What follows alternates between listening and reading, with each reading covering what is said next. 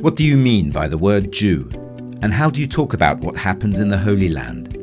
Questions that seem simple in appearance, but whose answers can be very complex. It's necessary to go back to school in some way and study the surrounding reality carefully.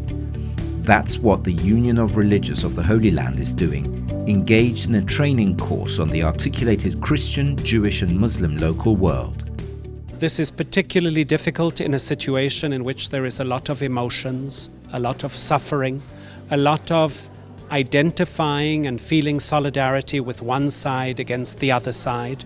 There are ways that Christians can contribute to the situation, which are ways that increase the possibilities for peace, for justice, for reconciliation. The Effeta Institute in Bethlehem hosts the training day dedicated to the Jewish world. It explores the internal differences within the religious population, but also the existence of a wide secular world, demographic statistics, history. Starting from fact, we then move to definitions of words.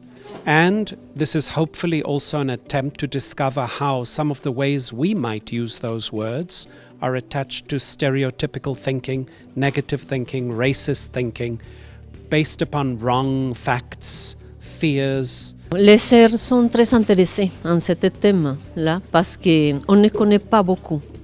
The sisters are very interested because the truth is that we don't know very much about these matters. They are very complex, but the sisters are happy to hear a voice that they know and that knows the situation as it is. We must not be closed. Our minds and ears must always remain open.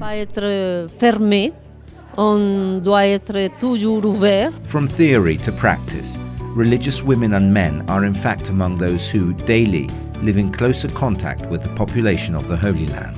The hope is that people go home from these meetings and start to think individually and collectively how they can correct one another's tendencies to be too emotional, too stereotyped, to start to speak a language that really is the language of the Church.